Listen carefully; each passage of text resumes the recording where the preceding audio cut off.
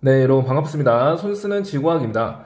드디어 오늘 우리가 넘어야 했던 큰 산, 수능이 끝났죠? 한편으로는 후련하기도 하고 마음 한 구석에는 아쉬움이 남는 분들도 계실 거지만 결과를 떠나서 여기까지 달려온 것만으로도 충분히 축하받을 자격이 있기 때문에 오늘 시험 치르시느라 다들 고생 많으셨다는 말을 드립니다.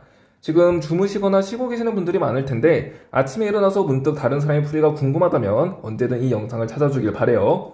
그래서 오늘 저도 여러분들께 풀이를 공유하고자 이 영상을 찍는 중이고 여러분들이 오늘 달려왔던 그 길을 한번 걸어보면서 풀이를 시작해 보도록 할게요. 일단 전체적인 느낌은 1페이지부터 3페이지까지는 무난했지만 4페이지에서 어려운 문항이 집중되지 않았나 생각이 듭니다. 그리고 지난 6월 모의와 9월 모의를 서로 섞은 문항이 많이 보여서 분위기 자체는 익숙한 시험지처럼 보이는데 선지 하나하나를 또 살펴보면 톡톡 튀는 내용이 있었기 때문에 마냥 가벼운 시험은 아니었다라고 말을 할 수 있을 것 같아요. 난도로 따지면 이번 수능이 지난 9월 모의보다는 쉬웠지만 6월 모의보다는 어려웠지 않았나 생각이 듭니다. 그럼 그 톡톡 튀는 문제가 뭐였는지 잠시 복기를 해볼게요. 1페이지는 무난했죠? 특이점이라 한다면 이번에 악기상에서 구름 없이 자료를 준 게 재밌었고요. 2페이지도 크게 어렵지는 않았습니다. 하지만 11번에 S값의 관계식이라던가 생명가능지대 내부의 행성, 기억, 니은, 디귿의 위치 정도는 잘 파악해 주시고요. 3페이지에서는 13번이랑 16번이 좀 튀었죠. 13번은 이 그래프 매칭에서 당황스러울 수 있었는데 사실 수소와 헬륨 질량비 3대1만 알면 매칭할 수 있는 문제였고요. 16번은 그래프와 표를 왔다 갔다 하면서 그래프에 A, B, C 시기를 찍어줘야지 잘 풀 수 있는 문제였습니다. 무슨 말인지는 이따 풀면서 더 보도록 할게요. 4페이지는 말씀드렸지만 난이도 몰빵입니다. 17번에 보통은 현재 지계를 주는데 여긴 과거 지계 100MA의 지계를 줬다라는 게 특이했고요. 18번에 공전 각도와 시간의 비율 이용이라던가 20번에 방사성 원소 비율 관계 계산해서 시간에 쫓긴 분들이 많았을 겁니다. 이것도 잠시 후에 같이 풀어보도록 하죠. 자, 여기까지가 전반적인 분위기 한번 우리가 훑어봤고요. 이제 1페이지부터 같이 풀면서 풀이를 공유하는 시간을 가져봅시다. 그럼 1번부터 출발해볼게요. 그림은 대서양의 해수순환을 무의식적으로 나타낸 것이다. A와 B는 심층 해류와 표층 해류를 순서 없이 나타낸 것이라고 줬고요. 기역과 니은은 표층 해수가 침간 해역이라고 했죠. 우선은 A랑 B가 뭔지 알아야 되는데 기역을 통해서 살펴봅시다. 표층 해수가 침강하면 뭐가 만들어져요? 그렇죠. 심층 해수가 만들어야죠. 그런데 기역을 보니까 회색깔이 침강해서 검정 색깔이 되니까 회색이 바로 뭐가 된다? 맞아요. 표층해류라는 것을 알 수 있고 침강에서 만들어진 검정색은요? 맞습니다. 심층해류라는 것을 알 수 있죠. 자, 그리고 기역과 니은은 말씀드렸지만 심층해수가 만들어지는 영역이라고 했잖아요. 특히 우리는 대서양에서 심층해수가 만들어지는 이 영역은 알고 있어야 돼요. 기역은 그린란드 인근 해역이니까 여기서 뭐가 만들어져요? 맞습니다. 북대서양 심층수가 만들어지고요. 니은은요. 남극 외대래 부근이니까 여기서 뭐가 만들어진다? 맞아요. 남극 저층수가 만들어진다라는 거 알고 있어야죠. 그럼 이 정도로 분석하고 선지 볼게요. 기역. A는 표층해류이다. 맞습니다. A는 표층해류죠. 니은. 기역에서 침강해수는 주로 북쪽으로 이동한다. 검정색 보면 되죠? 검정색이 주로 이렇게 남쪽으로 이동하니까 북쪽으로 이동하는 게 아니네요. 특히 북대서양 심층수는 주로 그린란드 인근 해역에서 침강해서 남쪽으로 흐르는 수계니까 니은이 더더욱 아니라는 거 알 수 있죠? 디귿. 니은에서 해수가 침강하여 심해층에 산소를 공급한다. 자, 이거는 심층해수의 특징인데 심층해수의 특징 두 가지 알고 계시면 좋아요. 첫 번째는 선지에서도 나와 있다시피 표층해수가 침강해서 뭘 공급한다? 심해층에 산소를 공급한다. 이거 알고 계셔야 되고요. 두 번째는요. 반대로 용승입니다. 심층해수가 용승해서 표층에서 뭘 공급하냐? 영양염류를 공급한다라는 특징이 있어요. 그래서 이 두 가지 알고 계시고 그러니까 디귿 선지는 맞는 선지라는 거 알 수 있네요. 답은 3번으로 처리해주면 되겠습니다. 1번은 이렇게 정리하고 다음 2번 볼게요. 그림은 어느 뇌우의 생성과 소멸 과정에서 나타나는 공기의 흐름을 나타낸 것이다. 가나다는 성숙 단계, 소멸 단계, 적응 단계를 순서 없이 나타낸 것이다 라고 했네요. 일단 가나다 매칭하겠죠. 이들의 특징을 한번 볼게요. 적응 단계에서 가장 큰 특징 맞아요. 상승 기류가 나타나는 거죠. 그래서 다가 바로 적응 단계라는 거 알 수 있고 다음 성숙 단계에서 가장 큰 특징은요. 그렇습니다. 상승기류와 하강기류가 공존한다라는 특징이 있죠. 그래서 나가 바로 성숙단계, 나머지 가가 소멸단계일 텐데 소멸단계의 가장 큰 특징이 뭐예요? 주로 하강기류가 발달한다는 특징이 있죠. 그래서 가는 소멸단계라고 적어주시면 되겠어요. 자, 그러면 이 정도로 분석하고 선지 봅시다. 기억, 가는 적은 단계인가요? 아니죠. 소멸단계죠. 틀린 선지, 니은. 번개 발생 빈도는 대체로 가가 나보다 낮다. 지금 가에서는 구름이 소멸하고 있고 나에서는 구름이 이렇게 두껍게 발달하고 있으니까 나에서 번개가 많이 치겠죠. 그래서 가가 나보다 번개 발생 빈도가 낮다라는 거 알 수 있습니다. 맞는 선지, 디귿. 강수량은 나가 다보다 많다. 성수 단계에서 강수량 주로 어디에서 발달하나요? 그렇죠. 하강기류가 나타나는 곳에서 주로 집중되죠. 하지만 저군 단계에서는 주로 상승기류가 나타나기 때문에 하강기류가 없어서 강수량이 거의 없다라고 보시면 되겠습니다. 그래서 강수량, 나가 다보다 더 많다라는 걸 알 수 있죠. 디귿 맞는 선지, 답은 4번으로 처리해주면 되겠어요. 이어서 3번 봅시다. 그림의 유도에 따른 연평균 강수량과 증발량을 순서 없이 나타내는 것이다 라고 했어요. 일단 그래프부터 매칭해야 되는데 우리 적도를 기준으로 매칭을 해보죠. 적도의 가장 큰 특징 뭡니까? 맞아요. 열대 수렴대가 위치하니까 저근형 구름이 분포하고 비가 많이 내리죠. 강수량이 많습니다. 그래서 이 실선이 바로 뭐다? 강수량이고요. 점선이요. 증발량이라는 것을 알 수 있죠. 그럼 이 정도로 분석하고 선지 볼게요. 기억. 증 빼기 강 값은 A가 B보다 작다. A에서는 지금 강수량이 더 많으니까 이 값이 마이너스 값이죠. B에서는요. 증발량이 더 많으니까 이 값이 플러스라는 것을 알 수 있어요. 그러니까 A가 B보다 작다라는 것을 알 수 있고요. 니은. A의 해역에서 남극 순환류가 흐른다. 지금 A는요. 남반구에 위치하고 특히 남반구 위도 30도와 60도 사이에 위치하죠. 여기에서는 편서풍에 의해서 뭐가 흘러요? 맞습니다. 남극 순환 해류가 흐른다라는 것을 알 수 있죠. 니은 맞는 선지, 디귿. C에서는 대기대 순환의 직접 순환이 나타난다. C는 북반구의 위도 30도와 60도 사이에 위치하는데 자 여기에서는 어떤 순환이 나타나요? 페레 순환이 나타난다라는 거 우리가 알 수 있죠. 페레 순환은 무슨 순환인데요? 그렇죠. 간접 순환이죠. 직접 순환이 아닙니다. 그래서 디귿 틀린 선지 답은 4번으로 처리해주면 되겠습니다. 다음 4번 볼게요. 다음은 어느 지질 구조의 형성 과정을 알아보기 위한 탐구이다 라고 했고요. 목표를 보니까 어떤 지질 구조의 형성 과정을 설명할 수 있다라고 했죠. 그러면 잠깐 이 그림을 컨닝해서 기억에 들어갈 말을 찾아봅시다. 최종적으로 만들어진 게 기억에 들어갈 말인데요. 이 만들어진 지질 구조가 뭐예요? 일단 아래쪽에 습곡 구조 있고 위쪽에는 이렇게 수평한 퇴적물이 있으니까 지금 층리가 끊기죠?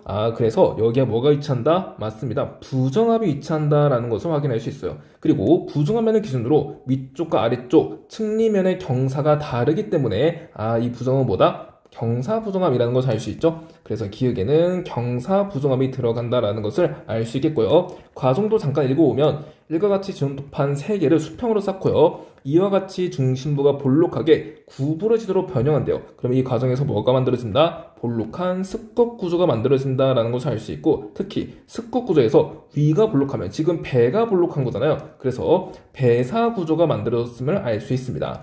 그리고 상과 같이 구부러진 지름톱판 위쪽을 지름톱 칼로 수평으로 자른대요. 자른다라고 했으니까 이것은 무슨 과정이다? 침식 과정이다 라는 거 확인할 수 있겠고 잘린 지름톱판 위에 이 사와 같이 새로운 지름톱판을 수평으로 쌓는다라고 했으니까 자 쌓는 과정은 뭐예요? 그렇죠. 퇴적 과정이라는 것을 알 수 있죠. 그럼 이 정도로 분석하고 선지 봅시다. 기억. 경사부정합은 기억에 해당한다. 그렇죠. 기억에 경사부정합 들어갈 수 있죠. 맞는 선지, 니은. 2에서 배사구조 형태가 나타난다. 지금 2에서 배사구조 나타난다라고 했습니다. 맞는 선지, 디귿. 다는 지층의 침식 과정에 해당한다. 지금 다는 침식 과정이라고 했죠. 자르는 거니까. 그래서 디귿도 맞는 선지, 답은 5번으로 처리해주면 되겠어요. 계속해서 5번 봅시다. 그림 가는 깊이에 따른 지하 온도 분포와 암석의 용융 곡선을 나는 가의 기역간 이온 과정에 의해 생성된 마그마의 특성을 나타낸 것이다. A와 B는 뭐라고 줬냐면 유문암질 마그마와 현무암질 마그마를 순서 없이 나타낸 것이다 라고 줬죠. 일단 우리가 이렇게 가처럼 용융 곡선 자료를 보면 해석해야 될 게 두 가지 있다라고 했습니다. 첫 번째는 용융 곡선에 해당하는 암석의 종류를 매칭해야 되고요. 두 번째는요. 용융곡선에 해당하는 암석의 물포함 여부를 우리가 매칭을 해야 되는데 일단 암석의 종류부터 매칭을 해보면 우리가 지구학 1에서 배우는 용융곡선에 해당하는 암석의 종류 두 가지가 있습니다. 하나는 멘틀 물질, 다른 하나는 화강암이죠. 이때 지표에서 멘틀 물질은 화강암보다 용융 온도가 높아요. 지금 이 용융 곡선 중에서 이 친구는 이 친구보다 용융 온도가 지표에서 더 높죠. 그래서 이 친구가 바로 뭐다? 멘틀 물질이구나 라는 것을 확인할 수 있겠고, 나머지 이 점선은요, 맞아요, 화강암이구나 라는 것을 알 수 있죠. 그 다음으로 물 포함력을 매칭해보면 지금 이 친구, 두 친구는요, 깊이가 깊어짐 따라 용융 온도가 감소하니까 물이 포함되어 있구나 라는 것을 확인할 수 있습니다. 그러면 이 친구는요, 깊이가 깊어짐에 따라서 계속해서 용융 온도가 증가만 하니까 물이 포함되어 있지 않다라는 것을 알 수 있죠. 그 다음에 기역과 니은 과정을 한번 볼게요. 기역은요, 온도가 높아지는 과정. 온도가 높아져서 지금 화강암이 녹잖아요. 화강암이 녹으면 뭐가 만들어집니까? 맞습니다. 유문함질 마그마가 만들어지고요. 지금 니은 과정은 물이 포함되어 있지 않았는데 물이 포함된 걸로 바뀌었죠. 물의 포함에 의해서 용융 온도가 어떻게 되고 있어요? 감소하고 있죠. 그래서 용융 온도 감소에 의해서 멘틀 물질이 녹습니다. 멘틀 물질 녹으면 뭐가 만들어지는데요? 그렇죠, 현무암질 마그마가 만들어지죠. 자, 그랬을 때 A와 B는 뭘까요? 지금 현무암질 마그마는 유문암질 마그마보다 SR 탐량이 어떻다? SR 탐량이 낮다. A가 B보다 SR 탐량이 낮으니까 A가 바로 니은 과정에 의해서 만들어진 마그마, B는요, 기역 과정에 의해서 만들어진 마그마라는 거 알 수 있습니다. 그리고 온도만 보더라도 니은이 기역보다 온도가 더 높다라는 것을 확인할 수 있죠. 그래서 온도가 이에 부합하니까 매칭을 정확히 했구나라는 것을 알 수 있습니다. 그럼 이 정도로 분석하고 선지 볼게요. 기억, 마그마가 생성되기 시작하는 온도, 마그마가 생성되기 시작하려면 용융 온도와 온도가 어떻게 돼야 돼요? 그렇죠, 같거나 지하 온도가 더 높아야 되겠죠. 그래서 마그마가 사용되기 시작하는 온도, 최소 온도는요, 용융 온도와 지하 온도가 같을 때라는 것을 알 수 있습니다. 자, 이 온도가 기역이 니은보다 낮냐라고 물어봤는데 지금 용융 온도랑 온도가 같은 지점이 여기랑 여기가 있죠. 그래서 그 온도가 기역이 니은보다 더 낮다라는 거 알 수 있습니다. 기억 맞는 선지, 니은. B가 분출하여 굳으면 주로 현무암이 된다. B는 기역이고요. 기역이 분출하여 굳으면요, 현무암이 아니라 유문암이 된다라는 것을 알 수 있죠. 틀린 선지, 디귿. 서입대에서 주로 A는 기역에 의해 생성된다. 아까 매칭했잖아요. A는 니은에 의해서 만들어야죠. 기역이 아닙니다. 디귿. 틀린 선지, 답은 1번으로 처리해주면 되겠어요. 1페이지 이렇게 마무리하고 2페이지 보겠습니다. 6번. 그림과는 태평양 어느 지역에서 판 경계를 가로지르는 AB 구간의 P1, P4를 나타낸 것이고, 나는 AB 구간의 수면상에서 연직 방향으로 음파를 발사하여 해저면에 반사되어 되돌아오는데 걸리는 시간을 거리에 따라 나타낸 것이다 라고 했습니다. 일단 음파 양복 시간 그래프 보자마자 이 그래프는 뭐와 비슷하다고 생각하면 돼요? 수신 그래프와 비슷하다라고 생각하면 되겠죠. 왜냐하면 음파 양복 시간은 뭐에 비례하기 때문에? 수심에 비례하기 때문에. 자, 그러면 왜 시간이 수심에 비례하는지 잠깐 보고 와보도록 하죠. 이거 아시는 분들은 그냥 스킵해도 됩니다. 자, 여기에 이렇게 해수면이 있고요. 해수면 위에 음파 탐지기를 설치해 줄게요. 자, 그러니까 배가 있다라는 거죠. 그 아래에는 이렇게 해저면이 있습니다. 그리고 해저면까지의 거리, 즉 수심을 h라고 주고 이제 이 음파 탐지기에서 음파를 막 발생시켜요. 음파가 해저면에 반사되어 되돌아오는데 걸리는 시간을 측정합니다. 그 시간을 t라고 줄게요. 그러면 이 t 어떻게 구하죠? 그렇죠, 시간은 속력분의 거리, 그래서 음파의 속력분의 왕복거리 h 더하기 h죠. 그래서 2h로 구할 수 있기 때문에 h가 뭐가 돼요? 2분의 1 vt가 되면서 수심은 시간에 비례한다라는 것을 확인할 수 있죠. 그래서 이 왕복시간 그래프를 사실상 수신 그래프라고 보아도 무방하다라는 겁니다. 그럼 이제 이 판의 경계의 종류를 한번 파악해 볼게요. 지금 수신 그래프랑 함께 있으니까 이 수심을 이용해서 판의 경계를 파악해 봅시다. 지금 판 경계 부근에는 게 P3죠. P3에서 왕복시간이 대략 12초니까 이때 P3의 수심을 구할 수 있겠죠. 그래서 2분의 1 VT 바로 때리면 H는 뭐가 된다? 2분의 1 곱하기 음파의 속도 1500 들어가 주시고요. 1500 곱하기 왕복시간 12초 하면 되겠어요. 자, 그러면 이 약분시켜서 6 되죠? 6 곱하기 1500은요 9000이라는 것을 알 수 있습니다. 수심이 무려 9000m예요. 자, 여러분, 수심이 6000m 이상인 깊고 좁은 골짜기 지형을 뭐라고 하나요? 맞아요, 해구라고 하죠. 그래서 P3 부근에는 뭐가 위치하더라? 해구가 위치함을 확인할 수 있겠고, 자, 해구가 위치한 판의 경계 무엇입니까? 서해편 경계라는 것을 확인할 수 있죠. 그래서 이 경계는 서해편 경계이고, 지금 이 서해편 경계와 나란하게 화산성의 발달이 있잖아요. 이 화산성은 뭐가 되는 거예요? 맞습니다, 호상열도가 된다라는 것을 우리가 확인할 수 있죠. 자, 그리고 우리가 서입하는 방향을 파악해야 되는데 서입형 경계에서 호상열도 방향이 바로 서입하는 방향이니까 판의 서입 방향을 이렇게 왼쪽으로 표시해 주면 되겠고요. 이를 좀 더 잘 나타내면 B에 해당하는 판이 A에 해당하는 판 아래로 이렇게 서입하게끔 그림을 그려주면 되겠죠. 그래서 서입한 판 부근에서 마그마가 만들어져서 이렇게 상승해서 화산섬, 그러니까 호상열도가 만들어지는 겁니다. 자, 그러면 이 정도로 분석하고 선지 보도록 할게요. 기억. 수심은 P가 P3보다 깊다. 자, 이 그래프가 사실상 수심 그래프와 거의 비슷하다라고 했죠. 그래서 P가 P3보다 더 얕다라는 거 우리가 확인할 수 있습니다. 깊다가 아니죠. 기억. 틀린 선지. 니은. AB 구간에 수렴형 경계가 있다. 서입형 경계가 AB 구간에 이렇게 있으니까 수렴형 경계가 있다라는 것을 알 수 있습니다. 디귿. 판의 밀도는 P1이 P4보다 작다. 지금 보통 판의 밀도가 큰 판이 밀도가 작은 판 아래로 이렇게 서입하니까 밀도가 누가 더 작아요? 그렇죠. P1에 포함된 판이 더 작다라는 것을 확인할 수 있죠. 그래서 P1이 작다. 디귿은 맞는 선지. 답은 5번으로 처리해주면 되겠습니다.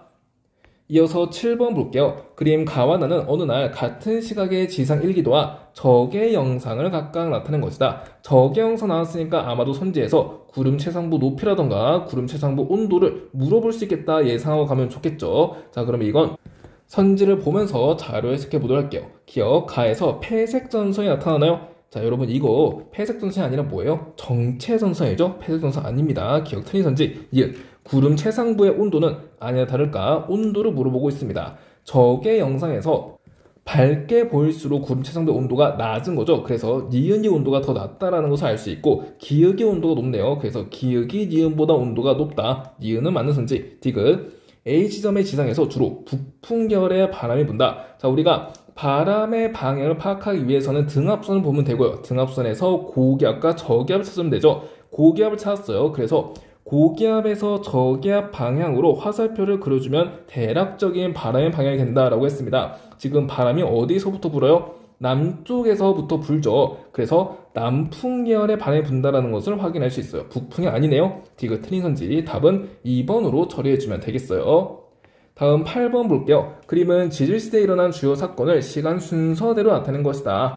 일단 사건들을 쭉 보면 최초의 다세포 생물 출현이라고 나와 있죠. 다세포 생물 보자마자 뭐가 떠올라야 돼요? 맞습니다. 에디아카라 동물군이 떠올라야 되죠. 최초의 다세포 생물이 이 에디아카라 동물군이에요. 자, 그럼 에디아카 동물군 언제 출현했습니까? 그렇습니다. 원생누대에 출현했죠. 그래서 원생누대 이응, 에디아카라 동물군의 이응 이렇게 외우면 됩니다. 최초의 육상생물 언제 출현했어요? 그렇죠. 고생대 실루리아기에 출현했고요. 최초의 속시생물은요? 그렇죠. 중생대 백악기에 출현했죠. 마지막으로 화폐석은 언제 멸종했습니까? 그렇습니다. 신생대 팔레오기 즈음에 멸종했다라는 것까지 알고 계시면 좋겠어요. 자, 그럼 이 정도로 분석하고 선지 보겠습니다. 기억. A에 생성된 지층에서 에디아카라 동물군 화석이 발견된다. 아까 최초의 다세포 생물이 에디아카라 동물군이라고 했죠. 그러니까 당연히 A에 생성된 지층에서 에디아카라 동물군 화석 발견될 수 있겠어요. 기억. 맞는 선지. 이은. B에 팔레오기와 네오기 사이의 질시대 경계가 포함된다. 여러분, 팔레오기와 네오기 사이면 어느 시대에 해당돼요? 그렇죠. 신생대에 해당되겠죠. 그런데 B는요, 고생대와 중생대 사이니까 신생대가 아니에요. 그래서 니은 틀린 선지고요. 디귿. C에 대서양이 형성되기 시작하였다. 대서양이 형성되기 위해서는 판게아가 분리돼야죠. 그래서 이 뜻은요, 판게아가 분리되기 시작한 시기로 물어보는 겁니다. 판게아가 언제 분리되기 시작했는데요? 맞습니다. 중생대 트라이아스기 말부터 분리되기 시작되었죠. 그런데 C는요, 중생대 백악계에서 신생대 사이니까 중생대 트라이아스기 이후라는 것을 확인할 수 있겠고, 디귿도 틀린 선지라는 거 알 수 있습니다. 답은 1번으로 처리해주면 되겠어요. 계속해서 9번 볼게요. 그림가는 서로 다른 해에 우리나라에 영향을 준 태풍 A와 B의 이동 경로를 나는 A와 B 중 어느 태풍의 영향을 받는 동안 관측소 P에서 36시간 동안 관측한 기압, 풍속, 풍향의 변화를 나타낸 것이다 라고 했습니다. 일단 이 그래프를 해석해야 되는데 그래프에서 풍향과 풍속을 해석하는 방법에 대해서 잠깐 설명하고 가볼게요. 이것도 아시면은 그냥 스킵해도 됩니다. 여기에 이렇게 태풍이 있고요. 태풍이 북상하고 있습니다. 태풍이 북상하고 있는데 만약에 태풍의 눈이 관측소를 통과하지 않는 경우 관측소가 피해요. 그리고 태풍의 눈이 관측소를 통과하는 경우로 나누어서 풍속과 기압 그래프를 그려볼게요.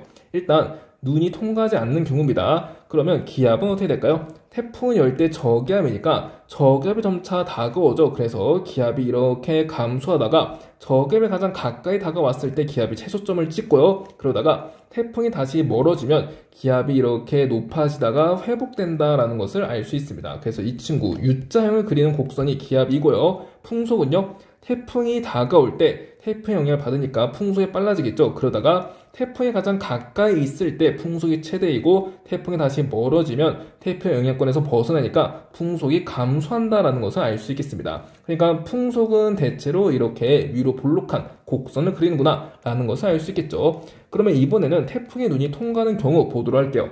여기서도 마찬가지로 기압과 풍속 그래프를 그려볼 건데 일단 기압부터 그려보면 태풍 저기압이니까 이렇게 올라올수록 피해 다가올수록 기압이 감소하다가 다시 멀어지면 기압이 증가하죠. 그래서 기압은 똑같이 이렇게 U자형 그래프를 그린다라는 것을 확인할 수 있겠고 풍속이 문제인데 풍속은 태풍의 눈벽을 생각해 봅시다. 눈벽에서 풍속이 가장 빠르기 때문에요. 그래서 눈벽이 점차 다가오다가 피해에 딱 닿았어요. 그러면 태풍의 풍속이 태풍에 의한 풍속이 최대가 되겠죠. 그래서 이렇게 풍속이 빨라지다가 풍속이 이렇게 최대가 되고 이제 태풍의 눈벽 안으로 들어옵니다. 그럼 태풍의 눈이죠. 태풍의 눈에서는 바람이 거의 불지 않기 때문에 바람이 이렇게 죽습니다. 바람이 이렇게 최소값을 찍고요. 다시 태풍의 맞은편 눈벽에 이렇게 부딪히게 되면은 풍속이 빨라지다가 맞은편 눈벽에서 풍속이 다시 이렇게 최대값을 이루고 다시 한번 이렇게 눈벽이 멀어지게 되면은 태풍의 영향권에서 벗어나니까 풍속이 감소한다라는 것을 확인할 수 있죠. 그래서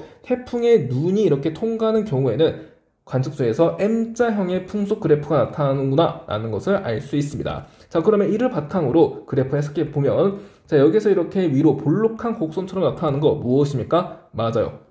풍속이라는 거 바로 확인할 수 있죠. 그래서 이 얇은 실선이 풍속이고요. U자형 그래프는 뭐라고 했죠? 맞습니다. 기압이라고 했죠. 그래서 이 굵은 실선이 기압이라는 것을 알 수 있습니다. 특히 풍속이 M자형을 띠지 않기 때문에 이 경우 관측소가 태풍의 눈을 통과했다 통과하지 않았다? 그렇죠. 눈을 통과하지 않았다라는 것도 알 수 있네요. 그리고 나머지 이 점이 풍향인데요. 풍향이 위쪽으로 변하니까 북풍계열에서 동풍계열로 변하는구나 라는 것을 확인할 수 있겠고 북에서 동으로 변한다라는 말은 무엇입니까? 풍향이 시계 방향으로 변한다라는 거죠. 시계 방향이면 관측소가 위험 반에 위치했다라는 소리고 위험 반원이면 관측소가 태풍의 이동 경로의 오른쪽에 위치했다는 소리죠. 그러면 A랑 B 중에서 뭐가 되어야 돼요? 지금 태풍의 이동 경로의 오른쪽에 P가 위치해야 되니까 A가 되어야 되죠. 그래서 나의 그래프는 A가 통과할 때 P에서 확산 그래프라는 것까지 확인할 수 있었습니다. 그럼 이 정도로 분석하고 선지 볼게요. 기억. 나는 A의 관측 자료이다. 맞죠? 니은. P에서의 풍속은 T1이 T4보다 빠르다. 이건 자료 해석인데요. T1에서의 풍속, 얇은 실선 보면 됩니다. 이만큼, T4일 때 풍속 이만큼이죠. 그러니까 T1이 T4보다 더 느리다라는 것을 알 수 있어요. 이은 틀린 선지, 디귿. 태풍의 중심과 P4의 거리는 T1일 때가 T3일 때보다 멀다. 거리가 가까울수록 기압이 낮으니까 이건 기압 분포로 보면 되겠습니다. 그래서 T3일 때 기압이 가장 낮으니까 T3일 때 거리가 최소이구나. 그래서 거리는 T1일 때가 T3일 때보다 더 멀다라는 것을 확인할 수 있죠. 디귿 맞는 선지 답은 3번으로 처리해주면 되겠어요. 다음 10번 볼게요. 그림은 은하 A와 B를 구성하는 주결성의 평균 나이와 평균 광도를 나타낸 것이다. A와 B는 나선 은하와 타원 은하를 순서 없이 나타낸 것이다 라고 했고요. 은하를 구성하는 주결성의 총 광도는 A와 B가 같다라고 줬습니다. 자, 이렇게 중요한 조건들은 괄호로 체크를 해 주시고요. A와 B를 먼저 매칭해 볼게요. 보통 타원은하는 나선은하보다 늙고 붉은 별들이 많죠. 그래서 나이가 더 많은 이 A가 바로 뭐다? 맞습니다. 타원은하가 되고요. 이 B가요. 나선은하가 된다라는 것을 알 수 있네요. 일단 이 정도로 분석하고 나머지 선지를 통해서 좀 더 알아볼게요. 기억. 주결성의 평균 표면 온도는 A가 B보다 높다. 일단 은하는 주로 주결성으로 이루어져 있습니다. 왜냐하면 주결성이 별의 일생 중 대부분을 차지하는 기간이기 때문이죠. 그랬을 때 타원 은하는 붉고 늙은 별이 많다라고 했잖아요. 별이 붉다? 별이 붉다라는 건 온도가 낮다라는 말이죠. 그래서 주결성의 평균 표면 온도는 이 타워나인 A가 나선나인 B보다 더 낮다라는 것을 알 수 있습니다. 기억 트니선지, 니은. 주결성의 총 개수는 A가 B보다 많다. 일단 주결성 한 개의 평균 광도가 어떻다라고 되어 있어요? A가 B보다 더 작다라고 되어 있죠. A보다 B가 더 큽니다. 그런데 총 광도는 A와 B가 같다라고 했잖아요. 총 광도를 A와 B가 같게 맞추려면 광도가 작은 이 A에 해당하는 별의 개수가 더 많아야 되고요. B는 적어야지 총 광도가 같게 유지된다는 것을 알 수 있죠. 그래서 주결성의 총 개수는 A가 B보다 더 많다라는 거 확인할 수 있겠습니다. 이에 맞는 선지, 디귿. 태양보다 질량이 큰 주결성의 총 광도는 A가 B보다 작다. 주결성은 질량이 클수록 광도도 크죠. 이때 평균 광도가 A가 B보다 작기 때문에 태양보다 질량이 큰 주결성 역시 A가 B보다 더 작다라는 것을 확인할 수 있겠어요. 디귿도 맞는 선지, 답은 5번으로 처리해주면 되겠습니다. 계속해서 11번 볼게요. 표는 주결성 X. 자, X가 주결성이라는 거 잘 기억해 주시고, 중심별인 어느 외계 행성계에 속한 행성, 기억, 니은, 디귿이 X로부터 단위 시간당 단위 면적에서 받는 복사 에너지량. 자, 이 값을 S값이라고 하는데, 자, 여러분, S값 어떻게 구하는지 알아야 돼요. S값 어떻게 구하나요? 맞아요. 중심별로부터의 거리의 제곱분의 중심별의 광도에 비례하는 식으로 구할 수 있습니다. 이거 수식 기억해 주시고요. 각 행성의 공전궤도 반지름을 나타내는 것이다. 기억, 니은, 디귿은 모두 어디에 위치한대요? 생명 가능 지대에 위치한다 라고 줬죠. 우선은 표에 빈칸이 뚫려 있으니까 이 빈칸부터 채워봅시다. 기역에 해당하는 물리량이 다 나와 있고 니은과 디귿에 각각 빈칸이 뚫려 있죠. 그러니까 이 말은 기역에 있는 물리량을 기준으로 이 니은과 디귿의 빈칸을 채워라 라는 거예요. 그럼 일단 디귿의 빈칸부터 채워보면 기역을 기준으로 한다라고 했습니다. 기역을 기준으로 공전궤도 반지름이 디귿이 더 어떻습니까? 디귿이 더 크다라는 것을 확인할 수 있죠. 그러면 이 식에서 공전궤도 반지름이 크면 S값 어떻게 돼요? S값이 작아집니다. 그래서 S값이 0.73보다 작다라는 것을 우리가 확인할 수 있죠. 그럼 마찬가지로 이 니은의 괄호도 채워보면 지금 S값이 니은이 기역보다 어때요? 더 크죠. S값이 크다라는 것은 이 분모에 있는 R값은요 더 작다라는 겁니다. 그래서 공전궤도 반지름이 0.7보다 어떻다? 0.7보다 작다라는 것을 우리가 확인할 수 있죠. 그러면 이로부터 생명 가능지대 내부에 위치한 기억, 니은, 디귿의 위치를 표시할 수 있는데, 자, 여기에 있는 별 X가 있습니다. 그리고 별 X의 생명 가능 지대를 이렇게 나타내어 볼게요. 그랬을 때 가장 가까운 행성은요, 이 니은 행성이죠. 니은이 여기에 위치하고요. 그 다음에 기역이 위치합니다. 기역이 여기에 위치하고 가장 멀리 떨어져 있는 친구가 디귿이죠. 디귿 행성이 여기에 위치합니다. 자, 그럼 이 정도로 분석하고 선지 볼게요. 기억. 주결 단계에 머무는 시간은 X가 태양보다 짧다. 주결 단계에 머무는 시간을 구하기 위해서는 광도를 구해야 되겠다라고 생각하면 좋아요. 왜냐하면 광도가 클수록 주결 단계에 머무는 시간이 어떻다? 짧기 때문이죠. 그럼 여기서 광도를 어떻게 구할까? 광도를 이렇게 R제곱 곱하기 S로 구할 수 있겠죠? 그래서 광도는 R제곱 곱하기 S값으로 이렇게 구해봅시다. 기역의 수치가 모두 나와 있으니까 기역을 기준으로 가볼게요. 그러면 R값이 지금 0.7이니까 0.7의 제곱 0.49입니다. 곱하기 S값 0.73이죠. 그러면 0.73에서 2분의 1보다 작은 값을 곱하니까 이 값은 1보다 작다라는 것을 확인할 수 있어요. 이때 태양의 광도 상대값이 지금 지구의 S값이 1이잖아요. 그래서 지구의 S값 1 들어와 주시고 지구까지의 거리가 1이니까 태양의 광도의 상대값이 1이라는 것을 알 수 있죠. 그러면 1보다 작다라는 말은 이 X가 태양보다 광도가 작구나라는 것을 알 수 있다라는 겁니다. 그러면 주결성의 광도가 작을수록 주결 단계에 머무는 시간은 길죠. 그래서 X가 태양보다 길다라는 걸 알 수 있겠고 기역은 틀린 선지네요. 니은. 공전궤도 반지름은 니은이 디귿보다 작다. 아까 구해놨죠? 니은이 디귿보다 더 작습니다. 니은은 맞는 선지. 디귿, X의 광도가 계속 증가할 경우 생명 가능지대를 가장 먼저 벗어나는 것은 디귿이다. 자, 여러분. 생명 가능지대의 안쪽 경계 혹은 바깥쪽 경계까지의 거리는 뭐에 비례합니까? 그렇죠. 루트, 중심별의 광도에 비례하죠. 그러니까 광도가 커질수록 이 안쪽 경계는 계속해서 멀어진다라는 거예요. 그래서 광도가 커지니까 안쪽 경계를 계속 멀리 보내겠습니다. 멀리 보내면 니은이 가장 먼저 벗어난다라는 것을 알 수 있죠. 그래서 생명 가능지대를 가장 먼저 벗어나는 친구 바로 디귿이 아니라 니은이라는 것을 확인할 수 있습니다. 디귿 틀린 선지 답은 2번으로 처리해주면 되겠습니다. 2페이지도 이렇게 마무리하고 3페이지 볼게요. 12번. 표는 중심에서 핵융합 반응이 일어나고 있는 별 가나다의 질량과 강도 계급을 나타낸 것이다 라고 했습니다. 일단 중심에서 핵융합 반응이 일어나고 있다는 거 잘 기억해 주시고요. 지금 표를 보니까 질량과 강도 계급을 줬죠. 강도 계급 줬으니까 가나다의 종류는 알 수 있겠다. 그쵸? 그래서 가랑 나는 강도 계급 5니까 주계열성이고요. 다는 강도 계급 3이니까 거성이네요. 일단 표를 통해서 알 수 있는 건 다 찾았으니까 나머지는 선지를 통해서 좀 더 알아봅시다. 기억.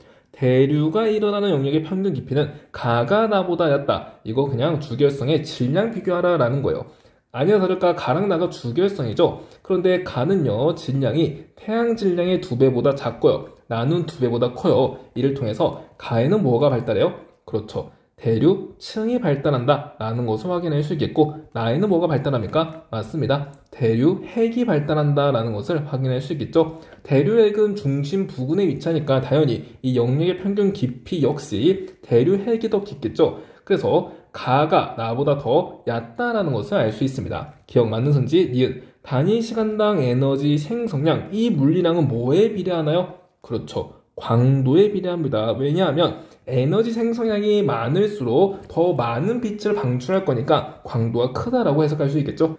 그래서 광도가 가가 다보다 큰지 보면 되는데 지금 물리량이 질량과 강도 계급만 소개되어 있기 때문에 이를 통해서는 광도를 직접적으로 비교하기는 어려워요. 그래서 뭘 통해서 비교한다? HR도를 통해서 비교할 겁니다. 그래서 HR도를 그려봅니다. 세로축에 광도 주시고 가로축에 표면온도 주고요. 이렇게 주결 라인을 그려줄게요. 그러면 가랑 다 중에서 특이한 별, 이 거성이 다니까 다가 특이하죠. 다가 거성이니까 과거에는 주결성이었을 거고 주결성이 거성으로 되는 동안 핵융합 반응에 의해서 질량 결손이 일어나죠. 질량 결손이 일어나기 때문에 처음에는 질량이 1보다 컸다가 나중에 1이 되었다라는 말입니다. 그러니까 주결성일 때는 질량이 가랑 다 중에서 누가 더 커요? 다가 더 크다라는 거죠. 그래서 주결성은 질량이 클수록 광도가 크니까 광도가 더 큰 부분에 다를 위치시켜 주시고요. 광도가 더 작은 부분에 가를 위치시켜주면 되겠죠. 그리고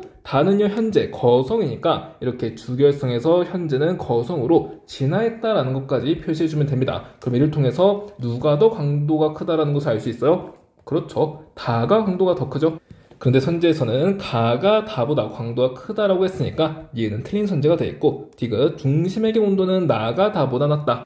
나는 주계열성이니까 중심에서 뭐가 일어난다? 수소핵 반응이 일어난다. 그러니까 온도가 대략 1000만 켈빈 정도구나 라는 것을 확인할 수 있겠고요. 다는 거성이니까 중심부에서 뭐가 일어난다? 헬륨 핵융합 반응이 일어나겠죠? 그래서 대략 온도가 1억 켈빈이라는 거 확인할 수 있겠습니다. 그래서 중심 온도가 나가 다보다 더 낮다라는 거죠. 디귿 맞는 선지 답은 3번으로 처리해주면 되겠습니다. 12번은 이렇게 정리하고요. 다음 13번 볼게요. 그림은 빅뱅 우주론에 따라 우주가 팽창하는 동안 우주 초기에, 우주 초기라는 말 잘 기억해 주세요. 헬륨 원자핵이 생성될 때 ABC의 상대적 질량비를 일정한 시간 간격에 따라 나타낸 것이다. ABC를 뭐라고 줬냐면 양성자, 중성자, 헬륨 원자핵이라고 줬죠.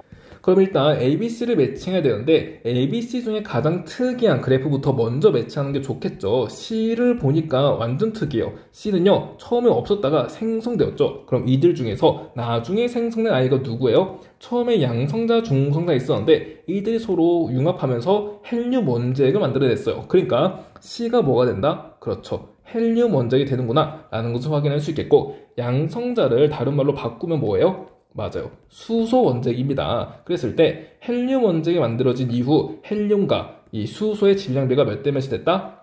1대 3이 되었다. 그래서 수소와 헬륨의 질량비가 3대 1이라는 거 잘 기억해 주시고 그랬을 때 지금 A는요 C보다 질량이 더 크고요. 그 질량비가 몇 대 몇이죠? 3대 1이라는 것을 확인할 수 있죠. 그래서 A가 뭐가 된다? 맞습니다. A가 수소 원자핵, 즉 양성자고요. 나머지 B가 중성자라는 것을 확인할 수 있네요. 자, 이 정도로 분석하고 선지 봅시다. 기억, B는 중성자이다. 맞죠? 니은, 우주 배경 복사는 T시기에 방출된 빛이다. 자, 이건 발문을 잘 봐야 됩니다. 우주 초기잖아요. 우주 초기면 아직 우주 배경 복사가 방출되기 전이에요. 그래서 헬륨 원자 해까지만 지금 만들어진 시기라는 거죠. 이후에 원자가 만들어지면서 우주 배경 복사가 방출되기 때문에 T 시기일 때는 아직 우주 배경 복사가 방출되기 이전 시기라는 것을 확인할 수 있겠습니다. 그래서 니은 틀린 선지, 디귿. T 시기 후 수소 원자핵과 헬륨 원자핵의 개수비는 약 3대 1이다. 여러분, 개수비가 3대 1인가요? 아니죠. 질량비가 3대 1이라는 거죠. 자, 그래서 이거 헷갈리면 안 됩니다. 개수비는 몇 대 몇이에요? 맞아요. 12대 1이에요. 왜냐하면 양성자랑 중성자가 개수비가 몇 대 몇입니까? 7대 1이죠. 그래서 양성자 이렇게 7개 그려주시고 두 줄로 그려줍시다. 이렇게 양성자 두 줄 7개씩 그려주시고 중성자도 이렇게 2개 그립니다. 그리고 양성자 2개, 중성자 2개 합쳐서 뭐가 만들어졌다? 헬륨 원자핵이 만들어지고 여기에 양성자 하나가 수소 원자핵이니까 수소 원자핵이 12개, 헬륨 원자핵이 1개라는 것을 알 수 있죠. 그래서 수소와 헬륨 개수비 12대 1입니다. 질량비가 3대 1인 거예요. 다들 알고 계시죠? 그래서 디귿 틀린 선지 답은 1번으로 처리해주면 되겠습니다. 이어서 14번 볼게요. 그림은 지구의 자원축 경사각과 세차운동에 의한 자원축 경사 방향을 일정한 시간 간격에 따라 나타낸 것이다. 세차운동 방향은 지구 공조 방향과 반대이다 라고 줬습니다.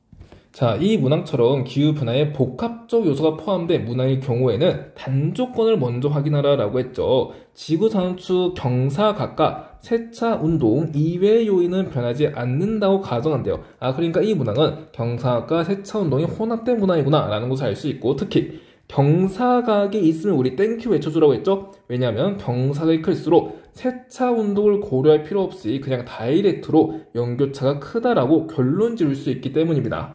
그럼 이를 염두에 두고 나머지 선지를 통해서 자료 해석해 보도록 할게요. 기억 30도 N에서 기온의 연교차는 연교차 나왔죠? 그럼 뭘 봐라? 경사각을 봐라. A시기가 B시기보다 크다. 그래서 경사각을 보니까 A는 이 정도고요. B는 이 정도죠. A가 더 작습니다. 근데 연교차가 A가 더 작다라는 것을 알 수 있어요. 기억 틀린 선지, 니은. 지구가 원일점에 위치할 때 30도 S에서 낮의 길이는 B가 현재보다 길다라고 했는데 B를 보니까 자원축 경사 방향이 현재와 반대죠. 그러면 계절을 파악해서 낮의 길을 구해야 될 것 같습니다. 우선은 현재 지구의 공전궤도를 그려볼게요. 자, 이런 식으로 지구 공전궤도 그려주시고 현재는 북반구가 근일점에 있을 때 계절이 무엇인가요? 근일점의 기억, 겨울철의 기억이죠. 그래서 북반구가 겨울철. 자, 그리고 원일점에 있을 때는요. 원일점의 이응, 여름철의 이응, 북반구가 여름철이 됩니다. 그리고 남반구는 계절 반대니까 각각 여름철과 겨울철로 적어주면 돼요.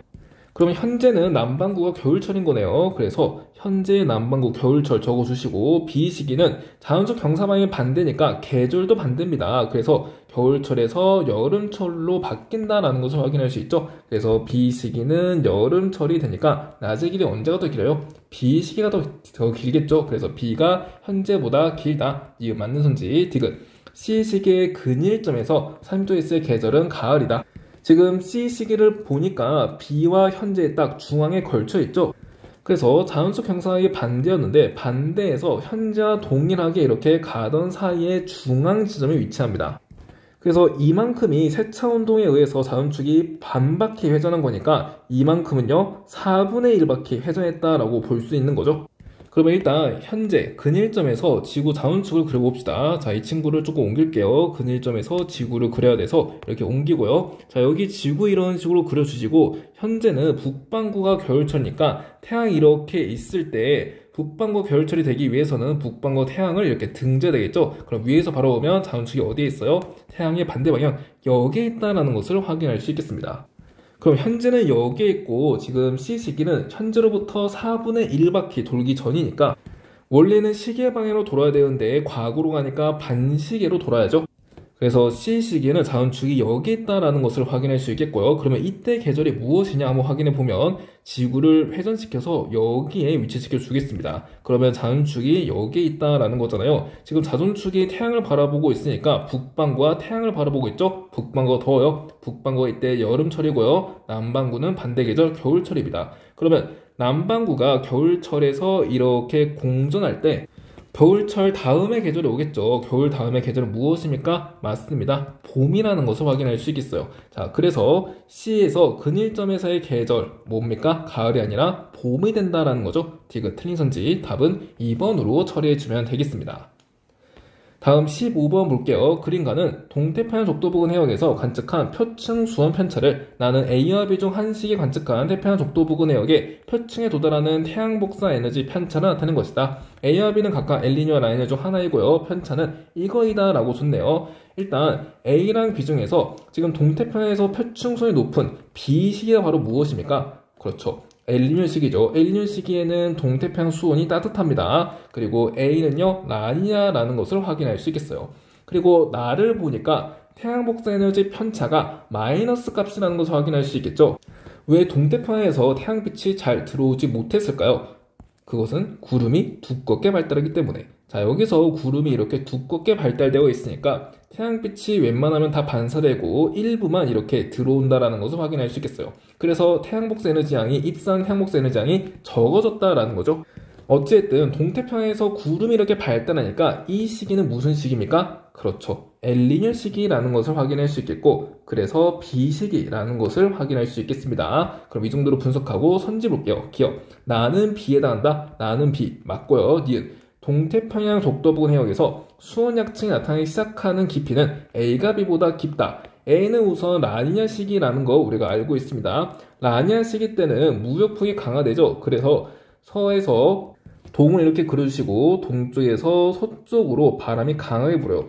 그래서 따뜻한 해수가 동쪽에서 서쪽으로 많이 이동하니까 동쪽에서는 표층 해수가 많이 낮아집니다. 표층 해수의 양이 줄어드니까 이를 채우려고 용승이 강화된다는 거죠. 그래서 수온약층이 이렇게 올라오면서 수온약층 깊이가 얕아진다는 것을 확인할 수 있겠어요. 그래서 라니냐 시기가 더 깊은 게 아니고 얕습니다. 이유는 틀린 선지. 디귿. 적도 부근해역에서 동분에서 해면기압은 A가 B보다 작다. 엘니뇨 라니냐 문항에서 이렇게 분수꼴에 선지가 주어진다면 분수에서 분자만 보면 되고요. A랑 B 중에서 이 A만 보면 됩니다. 이때 서태평양에서 그러니까 분자에 있는 이 값이 더 크면은 A가 더 큰 거고 분자에 있는 값이 더 작으면 A가 더 작다라고 해석해주면 되겠죠. 그러면 A가 라니냐 시기이고요. 라니냐 시기일 때 서태평양 해면기 한번 보면 돼요. 라니냐 시기일 때 워커 순환이 강화되면서 원래는 서태평양에서 상승기류 발달했는데 상승기류가 더욱더 발달하죠. 그래서 해면기압이 더 낮아집니다. 분자가 작으니까 A가 더 작다라는 것을 알 수 있네요. 디귿 맞는 선지. 답은 5번으로 처리해주면 되겠어요. 다음 16번입니다. 그림은 표준우주 모형에 따라 팽창하는 우주에서 우주의 팽창 속도를 표는 ABC 시기의 물리량을 나타낸 것이다 라고 했네요. 일단 물리량을 보니까 우주 팽창 속도 줬죠. 우주 팽창 속도가 모두 1보다 작은 값이니까 ABC는 모두 이 사이 언저리에 있겠구나 라는 거 파악할 수 있겠고, 그 다음에 에너지 비율 줬고요. 우주 변경 복사고도 줬죠. 근데 이 두 가지 특징이 있어요. 이 두 가지 물리량은 모두 시간의 흐름을 구할 수 있는 물리량입니다. 그래서 우주 구성 요소 중 암흑 에너지의 비율은요, 시간의 흐름에 따라서 점차 높아지죠. 이때 C는 B보다 이 비율이 더 높으니까 B에서 C로 시간이 흐르는구나 라는 거 바로 파악할 수 있겠고, 온도 역시 시간이 지남에 따라서 점차 낮아집니다. A가 B보다 온도가 더 낮으니까 B에서 A로 시간이 흐르는구나 라는 것까지 파악할 수 있어요. 그러면 B랑 C를 보니까 지금 우주 팽창 속도가 줄어들었구나 라는 것을 확인할 수 있죠. 감속 팽창을 합니다. 그래서 감속 팽창하는 곳, 이곳에 B랑 C가 위치한다라는 것을 알 수 있네요. 그래서 B를 여기다가 주고요, C를 여기다가 주겠습니다. 그래서 C일 때 지금 우주 팽창 속도가 0.9니까 여기가 0.9라는 말이고, B일 때는요 0.93이니까 여기가 0.93이라는 말이죠.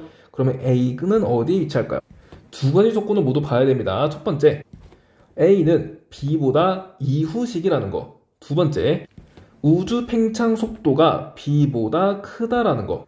일단 우주 팽창 속도가 B보다 크기 위해서는 여기가 될 수 있고 여기가 될 수 있는데, 지금 A는 B보다 이후식이기 때문에 여기만 가능하다라는 거죠. 그래서 A를 특정 지을 수 있어요. 여기에 A가 위치하는구나 라는 거 확인할 수 있습니다. 그럼 이 정도로 분석하고 선지 볼게요. 기억. 물질분의 암흑 에너지 밀도는 A가 C보다 크다. 시간이 지남에 따라서 물질 밀도는 감소하고요, 암흑 에너지 밀도는 일정하죠. 그래서 이 전체 값은요 증가한다라는 걸 알 수 있습니다. 지금 A는 C보다 미래식이기 때문에 이 값은 A가 C보다 크다라는 것을 확인할 수 있겠어요. 기억 맞는 선지. 니은. ABC 중 우주 배경 복사의 온도는 C가 가장 낮다. ABC 중에서 A가 가장 미래이니까 A가 우주 배경 복사 온도가 가장 낮겠죠? 그래서 C가 가장 낮은 게 아닙니다. 니은 틀린 선지. 디귿. A의 우주는 감속 팽창하나요? 아니죠. 가속 팽창하고 있죠? 디귿은 틀린 선지. 답은 1번으로 처리해주면 되겠어요. 3페이지도 이렇게 마무리하고 마지막 4페이지 보겠습니다. 17번. 그림은 지게 A와 B의 시계로 고유자의 극의 위치와 1호부터 추정한 백MA의 A와 B의 위치를 나타낸 것이다. 현재 지게 위치가 아니라 과거 지게 위치를 나타냈다는 거 인지를 해주시고 A와 B는 각각 동일 경도를 따라 이동하였다라고 했습니다. 그러면 이 자료로부터 어떻게 현재 지게 위치를 추론할 수 있을까 한번 살펴보면 여기 이렇게 지구 하나 그려주도록 하겠습니다. 그리고 자전축도 그려줄게요. 자전축 위에는 지리산 북극을 표시해주면 좋겠죠. 그리고 여기에 적도까지 나타내어 주겠습니다. 그랬을 때 만약에 50m의 지게가 적도에 위치하고요. 그리고 이 지게가 현재까지 북쪽으로 세타만큼 각도로 움직이면서 현재는 여기에 위치해 있다라고 가정을 한다면 50m의 지게에서 관측한 지리산 북극 사이의 각거리가 90도일 때 현재 지게에서 관측한 겉보기 지리산 북극, 즉 고지자의 극 사이의 각거리 역시 몇 도가 되어야 된다? 맞아요. 90도가 되어야 되더라. 그러면 이를 바탕으로 50m의 고지자의 극 어디에 위치합니까? 지게에서부터 90도만큼 떨어진 각거리 여기에 위치한다라는 것을 우리가 확인할 수 있죠. 그래서 이만큼이 90도, 이만큼이 90도니까 이만큼이 세타가 된다라는 것도 확인할 수 있겠습니다. 이로부터 우리가 알 수 있는 점은 지게가 이동한 각거리가 세타라면 고지자극이 이동한 각거리도 세타구나 라는 걸 알 수 있고 이동 방향 역시 서로 같죠. 그래서 지구상에서 지게가 시계 방향으로 이동했다면 고지자극 역시 지리산 북극으로부터 시계 방향으로 이동했구나 라는 것을 우리가 확인할 수 있겠습니다. 그러니까 지게의 이동 방향과 같은 방향으로 지게에서 멀어지는 방향, 지게에서 도망치는 방향으로 이렇게 이동한다 라는 것이 되겠죠. 이를 바탕으로 A와 B의 현재 지게 위치를 판단해 봅시다. 일단 현재 지리산 북극이 여기에 있어요. 그리고 백M의 고유자의 극이 여기 있죠. 그래서 위쪽으로 고유자의 극이 한 칸 이동했다라는 것을 알 수 있고 아까 오른쪽에서 설명드렸을 때 고지자의 극과 지게의 이동 각거리와 방향은 같다라고 했죠. 그래서 고지자의 극이 위로 한 칸 움직였다면 지게 역시 위로 한 칸 움직여야 되겠습니다. 그래서 A는 현재 여기에 위치하는구나 라는 것을 확인할 수 있죠. B도 마찬가지예요. B도 지리산 북극이 여기에 있는데 백M의 고유자의 극이 이렇게 떨어진 곳에 위치하죠. 3칸 아래로 떨어진 곳에 위치하니까 B의 지게 역시 3칸 아래 현재 위치하는구나 라는 것을 확인할 수 있겠습니다. B의 지게는 여기에 위치하네요. 자, 그러면 A와 B 현재 지게 위치를 찾았으니까 이 정도로 분석하고 나머지 선지를 통해서 좀 더 알아봅시다. 기억. 현재 A는 B보다 고위도에 위치한다. A는 위도 몇 도? 45도 N에 위치하죠. 그리고 B는요 15도 S에 위치합니다. 그래서 A는 B보다 고위도에 위치하네요. 기억은 맞는 성질. 니은 150부터 100 동안 평균 이동 속도는 A가 B보다 느리다. 속도는 시간분의 거리인데 지금 시간은 150부터 100까지로 줬죠. 그래서 우리는 거리만 구하면 됩니다. 이때 지게의 이동 각거리는 뭐와 같다? 고지자의 극의 이동 각거리와 같다. 그래서 고지자의 극이 얼만큼 이동했는지 보면 되겠죠. 150부터 100 동안 A는 이만큼 2칸 움직였고요. B는요 이렇게 한 칸 움직였다라는 것을 확인할 수 있죠. 그래서 A가 더 많은 거리를 움직이기 때문에 A가 이동 속도가 더 빠르구나. 하지만 선지에서는 A가 느리다라고 해놨으니까 이유는 틀린 선지. 디귿 200부터 100까지 A의 이동 방향은 남쪽이다. 지금 현재 지게 A가 여기 있고요. 200부터 100까지 고지자의 극이 A로부터 멀어지는 방향으로 이동했죠. 이 말은 A가 지리산 북극으로부터 멀어지는 방향으로 이동했다. 그 말은 뭐예요? A가 남쪽으로 이동했다라는 거죠. 그래서 디귿은 맞는 선지. 답은 4번으로 처리해주면 되겠습니다. 계속해서 18번 볼게요. 그림칸은 어느 외계 행성계에서 중심별과 행성의 공통전력 중심이 되어 원궤도로 공전할 때 식현상을 일으키는 행성에 의한 중심별의 상대적 밝기 변화를 일정한 시간 간격에 따라 나타낸 것이다. 나는 T2일 때 중심별의 위치를 공전궤도에 나타낸 것이다 라고 했습니다. 일단 자료를 보니까 뭐부터 해야 될지 막막한데 우리가 할 수 있는 것부터 건드립시다. 가에서 밝기 변화 감소율을 줬어요. 1호부터 알 수 있는 거 중심별과 행성의 반지름비를 알 수 있죠. 그러면 밝기 감소율이 몇인데요? 0.0025잖아요. 그래서 중심별의 반지름분의 행성의 반지름의 제곱은 얼마다? 만분의 25구나 라는 것을 알 수 있고, 따라서 중심별분의 행성의 반지름은요 100분의 5, 즉 20분의 1이라는 것을 알 수 있겠습니다. 그리고 나에서 각도 10도를 줬단 말이죠. 이 어마무시한 숫자를 왜 줬을까? 한번 선지를 컨닝해 보면 행성의 공전주기를 디귿선지에서 물어보고 있어요. 공전주기를 구하기 위해서는 10도 공전하는 동안 걸린 시간을 구해야지만 360도 동안 공전한 주기를 구할 수 있다라는 거죠. 그래서 우리는 10도 동안 공전한 시간을 목표로 삼아서 풀이 과정을 전개해야 될 것 같아요.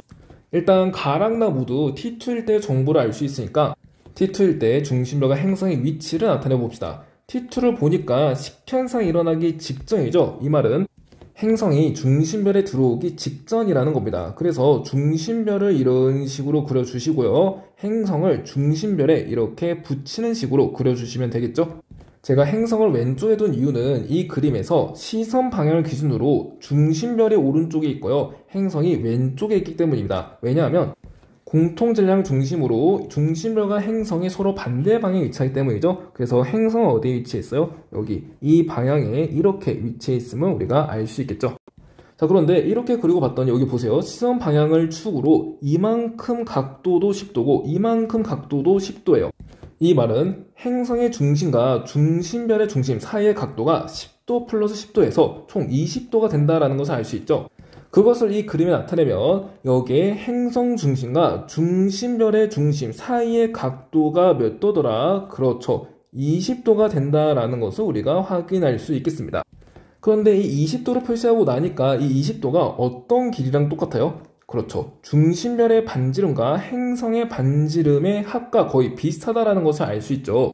그러면 이것을 행성의 반지름과 관련된 식으로만 나타내면 아까 전에 구했잖아요. 중심별과 행성의 반지름비가 20대 1이라고요. 그래서 중심별의 반지름은 20 스몰R 그리고 행성의 반지름은 스몰R 해서 총합이 21 스몰R이라는 것을 알 수 있습니다. 그래서 각도 20도에 해당하는 길이가 얼마다? 21 스몰R이라는 것을 알 수 있죠. 정확하게 20도가 딱 21 스몰R이다.